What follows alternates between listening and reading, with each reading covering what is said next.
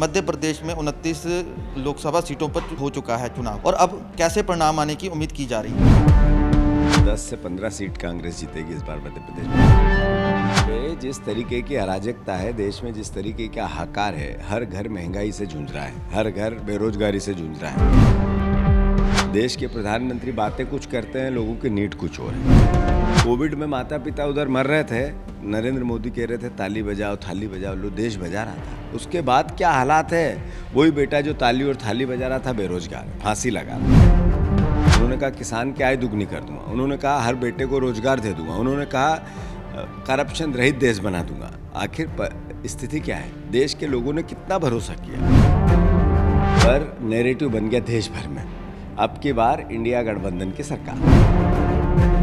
यहाँ पे आपका स्वागत है। इस वक्त हमारे साथ मध्य प्रदेश के कांग्रेस अध्यक्ष जीतू पटवारी मौजूद हैं। उनसे बात करते हैं कि आने वाले समय में कैसे परिणाम होंगे और खास करके उनको होशियारपुर का कार्यभार संभाला गया है, कांग्रेस की कमान देख रहे हैं और खास करके जामिनी गोमर जो यहाँ से प्रत्याशी है उनके लिए लोगों से वोट डालने की अपील कर रहे हैं। सबसे पहले जीतू जी, द 7 न्यूज़ इंडिया पर आपका स्वागत है और ख़ास करके यदि बात की जाए तो मध्य प्रदेश में 29 लोकसभा सीटों पर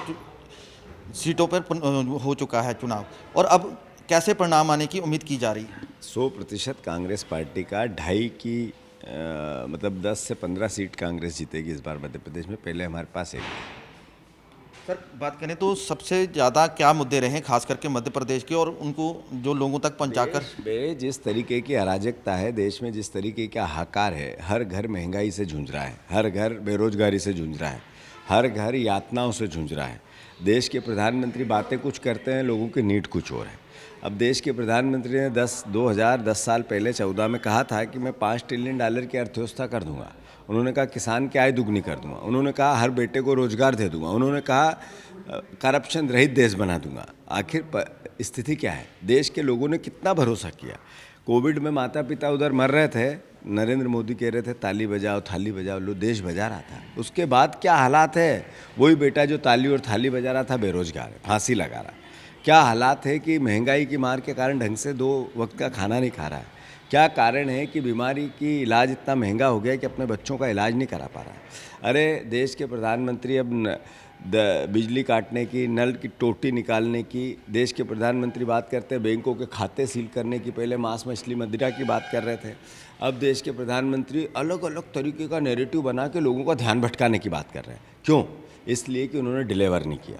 अरे 3 काले कानून लाए, 750 लोग शहादत दे दी, उसके बाद भी उन पर क्या होना था, देश की दिशा दशा, सरकार की दिशा दशा, नरेंद्र मोदी की सोच किसी को पता नहीं है। लेकिन सबसे बड़ी बात है कि प्रधानमंत्री मोदी खुद कह रहे हैं कि लोग उनको पसंद करते हैं और उसी पसंद को देखते हुए इस बार जो है 400 पार होने की उम्मीद की जा रही है। कैसे पसंद करते हैं, क्या लॉजिक है, क्या मापदंड है? इतना कि टीवी सरकारी हमने कर दी पूरी, टीवी बता दे तो हमें पसंद कर रहे हैं।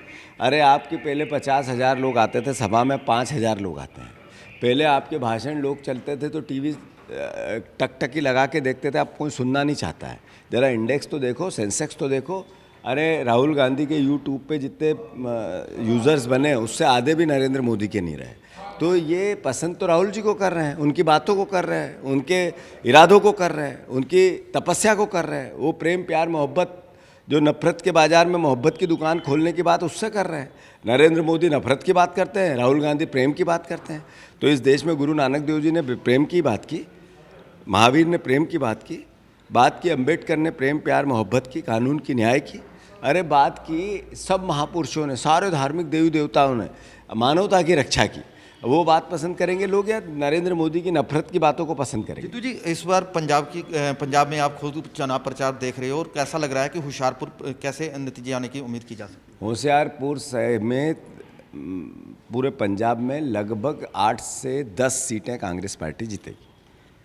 जो लोकल प्रत्याशी हैं भाजपा की, वो कह रहे हैं कि उनके पति जो हैं उनके कामों को देखकर, खास करके भाजपा में वो केंद्रीय मंत्री रहे सोम प्रकाश, अनीता सोम प्रकाश के, उनके कामों को देखकर लोग उनको वोट पोल करेंगे और लोग ही उनके हक में फतवा देंगे। उसको लेकर मुझे बताओ कि सोम प्रकाश जी जब से मंत्री बन के गए, सांसद बन के गए, इतना बड़ा पद रहा है, कब आए वो यहाँ पे होशियारपुर में?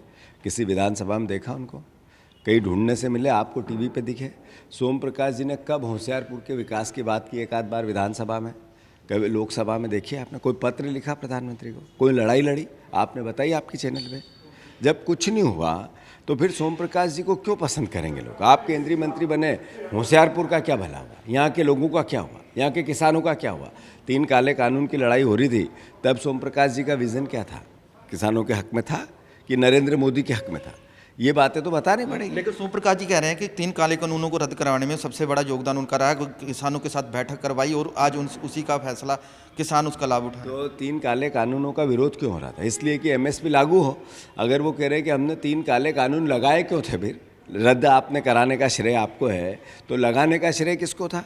और फिर उसी सरकार के आप मंत्री थे, और फिर 3 काले कानून रद्द हो गए तो फिर एमएसपी लागू क्यों नहीं हुई? इसके लिए दोषी कौन है?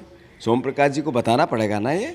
लेकिन मौजूदा जो आम आदमी पार्टी सरकार है, भगवंत मान जी, उन कह रहे हैं कि जो आम आदमी पार्टी के फतवा इस बार जो लोग हैं 13 की 13 सीटें देंगे। उनके कामों को देख के लोग उनके जो सब अपनी अपनी पार्टी का कहते हैं, पर नैरेटिव बन गया देश भर में। अब की बार इंडिया गठबंधन की सरकार। बिल्कुल ये थे जीतू पटवारी, जिनका कहना है कि आने वाले समय में लोग जो हैं कांग्रेस के हक में जो फतवा देंगे उसी का फ़ायदा लोग उठाएंगे और जिसके चलते केंद्र में कांग्रेस सरकार जो है सत्ता में पहुंचेगी। कैमरामैन नरेश के साथ Raman Khosla, the 7 news India, Hoshiarpur.